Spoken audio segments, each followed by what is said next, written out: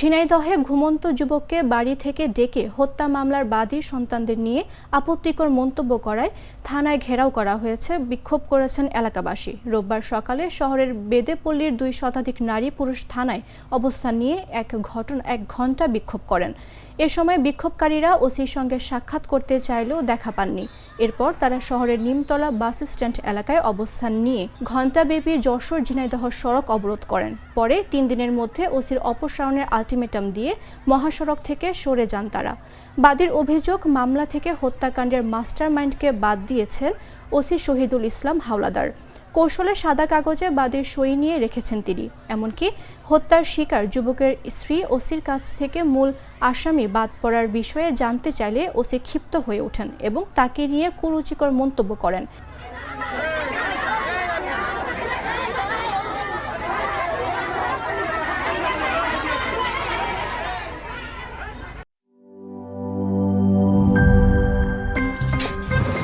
আমার একটা স্মার্ট সিদ্ধান্তে 25% গ্যাসের খরচ কমেছে। ভাবছেন কিভাবে? সাধারণ গ্যাস স্টোভ বদলে আমি এনেছি আরএফএল গ্যাস স্টোভ। এর সাইন্টিফিক নজল ও ব্রাস বার্নার ক্যাপ সমানভাবে তাপ ছড়িয়ে রান্না করে দ্রুত। তাই গ্যাসও বাঁচায় 25%, টাকাও বাঁচে 25%। আরএফএল গ্যাস স্টোভ, নিরাপদ ও গ্যাস সাশ্রয়ী।